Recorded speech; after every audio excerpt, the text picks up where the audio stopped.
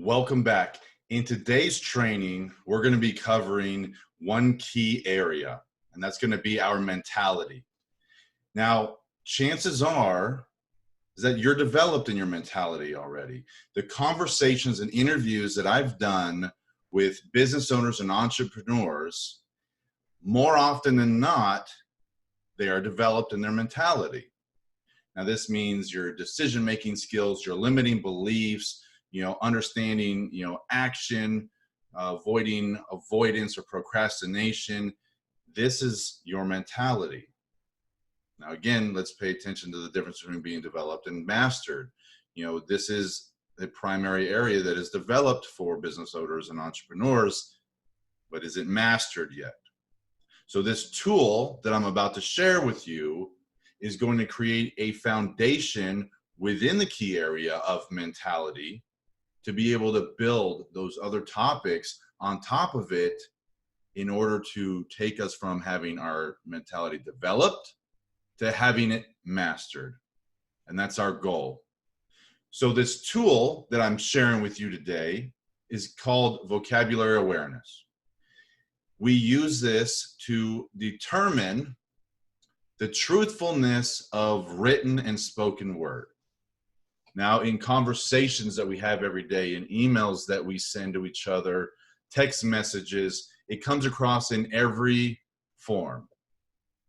And the conversations that we have, all these communications, we undermine ourselves, we minimize language, we talk about things that we mean to do but haven't done yet. We need to be aware of our language that we use so we can own up to our behavior or lack of action and create action behind it and achieve those goals that we want to achieve and achieve them in a timely manner rather than one day in the future somewhere. So there are several different categories that fall within vocabulary awareness. They are stop action verbs, minimizing language, absolutes, and equivocation. The number one of these specific areas is going to be the stop action verbs. Why I call these number one? They're most prevalent in our language every day. Let me give you some examples of the language that we use in our conversation.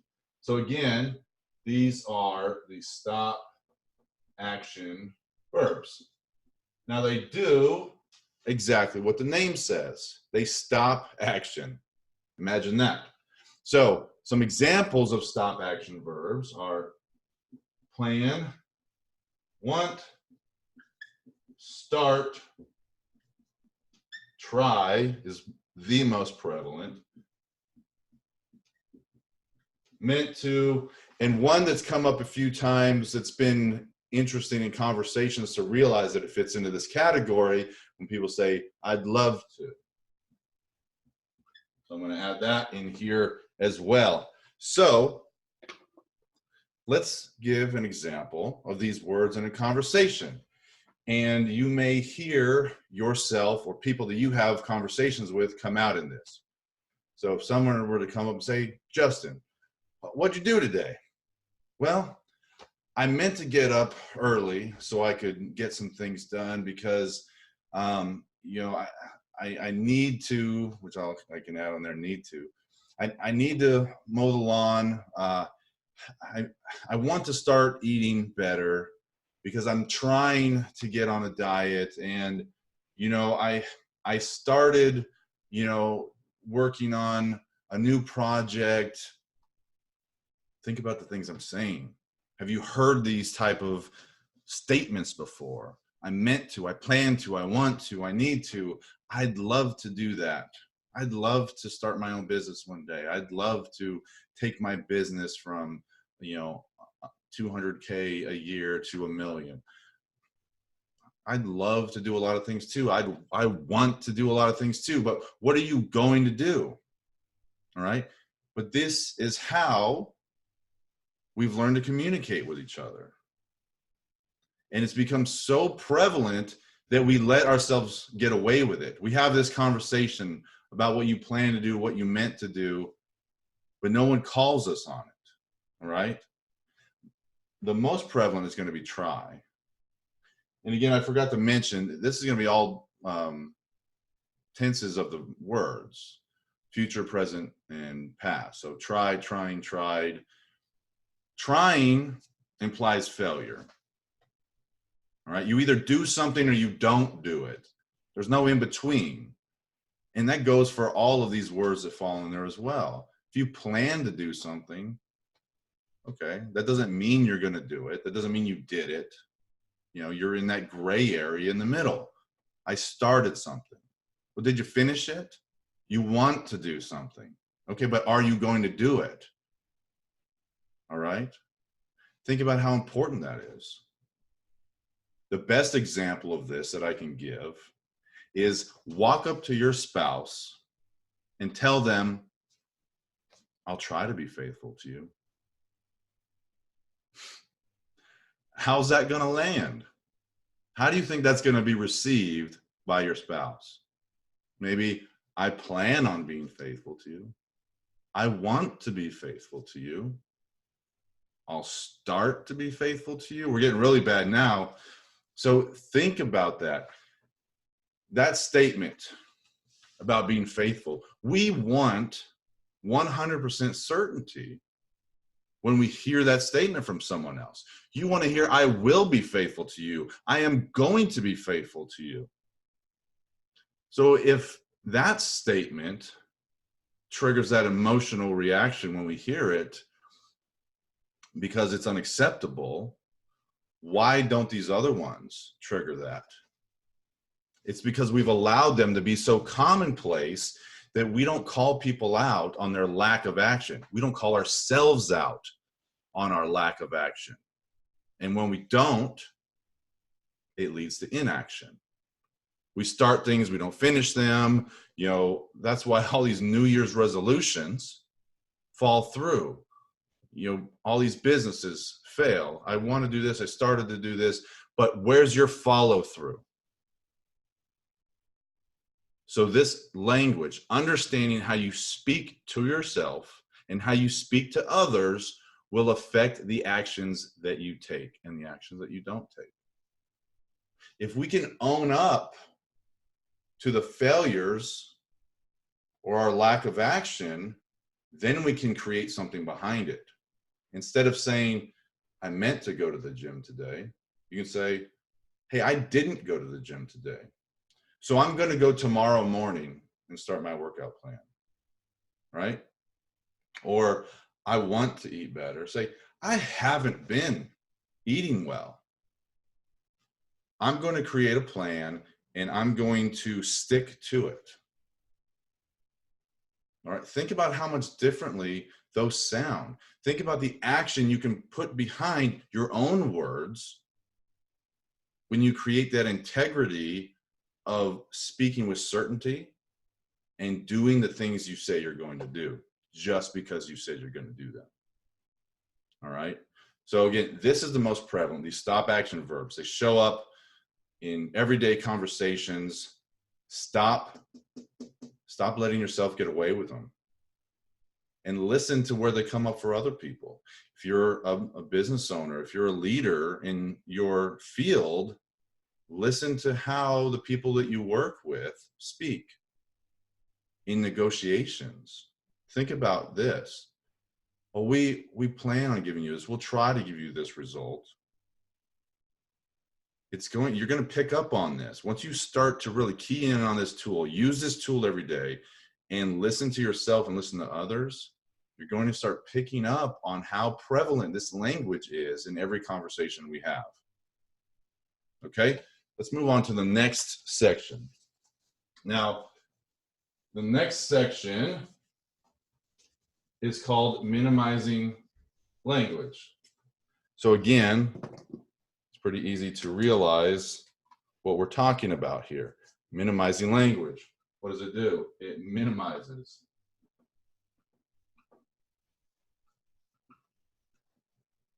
Now, what are some examples of minimizing language? All right? So we got just, simply, merely, What are some others? So these are going to be the main ones for minimizing our impact on others. So think about the conversations that you have. It's like, well, I just want to do this. Or if it was an impact of something you're talking to your child, well, I just took one cookie, or it was simply, a minor lie. It was only, that could fall into two categories here, the only, depending on the context. So it's a way that we minimize the impact of our actions on someone else. All right. So what is the impact of using that type of language? You're purposefully undermining yourself, when you have these conversations with someone and you're not realizing or owning up to the impact that your actions have on someone else. All right. So think about someone talking to a police officer and say, well, I just hit him once. I simply, only hit him a couple times. What are they trying to do? They're minimizing that impact. All right. But when you can own up to whatever that impact is that you have on someone else's life with your words or with your actions, okay, then you can build that integrity. You can build upon it and fix your behavior. And again, this is going to show up in people you work with, whether it's, in negotiations or employees. So start listening to the minimizing language and pay attention to where that comes up, either in your own conversation or in conversations that you're having with others. This next one is going to show up more in your personal life. So this next category are absolutes. All right? Absolutes. Now, examples of absolutes.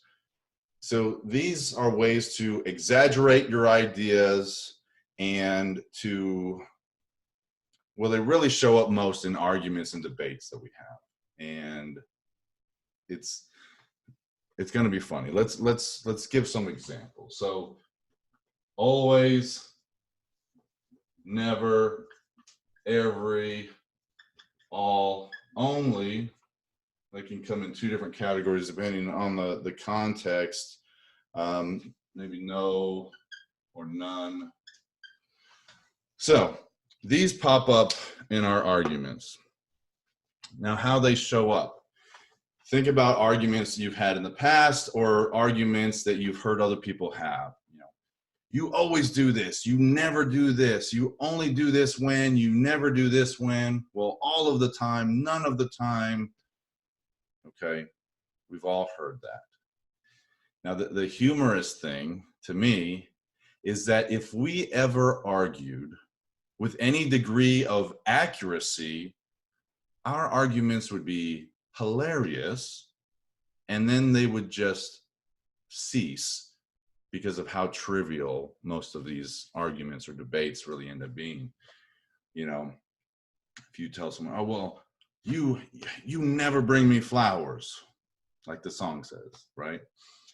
So is that real? Is that true? Our arguments start to become about these words rather than the context of the argument. Well, no, you can't say I never brought you flowers because there was that one time on Mother's Day or your birthday that I did bring you flowers. Well, no, you tell me you love me when this. Well, no, that's not true because, this time here I remember and that time here. If it were an accurate argument, it would go something along the lines of, well, you've only brought me flowers one time this year. You're right. I did only bring you flowers one time this year because I brought you other gifts on the other times. Is that something that you would like? Was flowers on each of these occasions? I can make that happen if that's what you're expecting. So the arguments turn into nothing without these words in there. Be careful in advertisements and business deals. If they start talking with this type of language, this isn't sustainable. We're always going to do this every time. Okay, there has to be some room for error, right? So just be cautious in the business world when you're dealing with absolutes, because if that's your expectation that this is always going to happen or it's never going to happen, well, you're going to get let down, because things do happen. There's nothing that's 100%. If it's 99, you're kicking butt, right? So be aware where these come up in arguments or debates that you're having. Listen to them and other people to where they exaggerate the things that they do or exaggerate the things that they don't do. And again, another area to pay attention to. This next area, really it's one word that stands out that I believe that we should delete from our vocabulary. The word but. Now, there are other forms of this that can be used as well. We can say although or however, but I'm going to focus on but. So what does saying the word but do in a conversation? If I tell you, hey, you're a really good employee, but there are some things that we need to work on. What did I just accomplish? So what just happened is I deleted the positive comment in the first half of that sentence. So if you're telling that to an employee, once that but is inserted into that compound sentence, they no longer hear what was in that first half. All right? We can go to the extreme and say, I love you, but now anything that comes after that is going to negate that.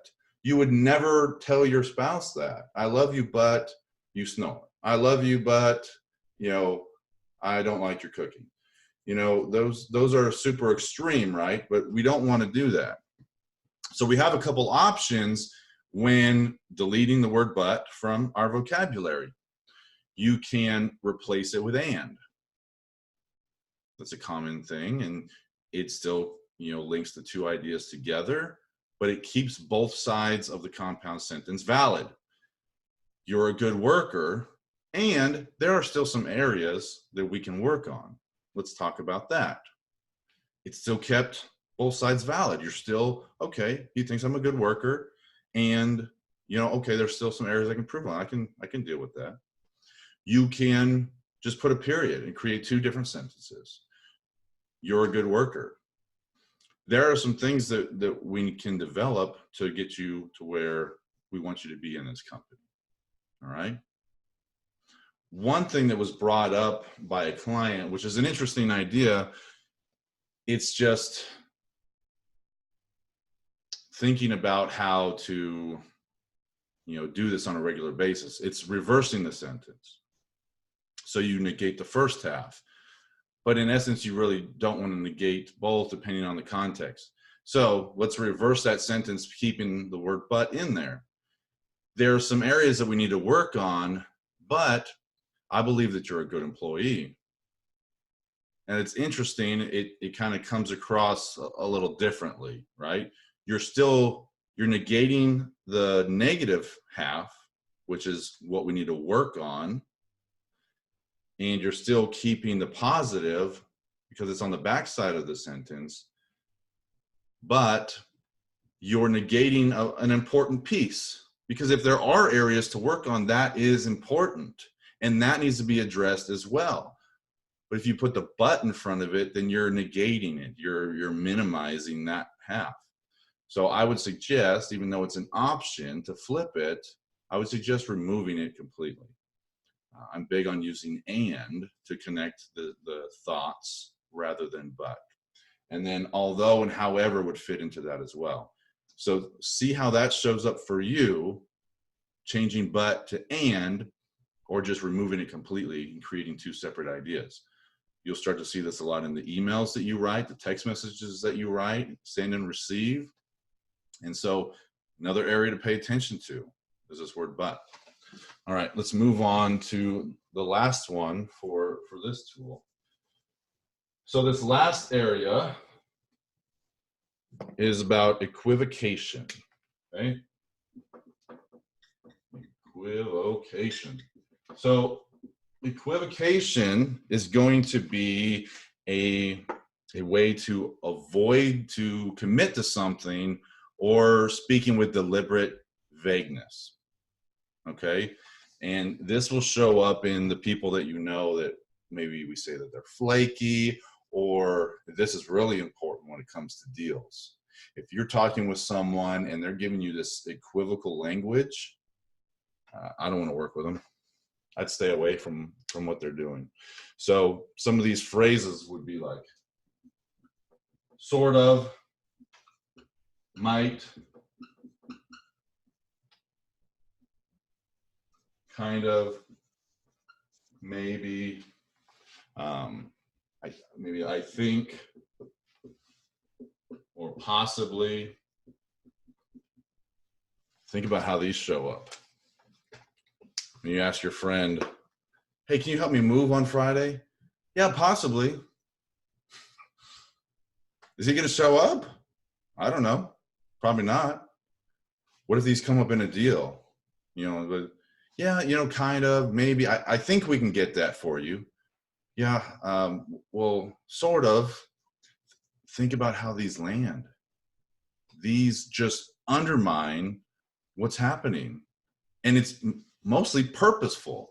You're purposefully avoiding committing to whatever the idea is, whatever the topic of the conversation is. And you're being deliberately vague, maybe because you don't want to hurt the person's feelings. Maybe it's because you don't know if you can deliver. Maybe it's because you don't believe in your own ability. And so you're just saying you can when maybe you can't. All right. So I sort of want to do that. Maybe I want to do that. I think I can do that for you. I can accomplish that. Possibly. These are dangerous words. Now, do they show up for you? This one's funny to me. A client of mine, he kept a tally on all the words within vocabulary awareness. And the one that stood out to him the most, he kept a tally of each one, kind of. He said in the 2-week period that we had that assignment, he said that word, I think it was like 20 to 30 times within that 2-week period. And that was the ones that he caught. Who knows how many times he said it, and we didn't catch it. So these all come up for us. And the more you practice this skill, the easier it's going to be to point this out to yourself, right? And it's tough at first because we're changing our language. It's that new neural pathway that we're building.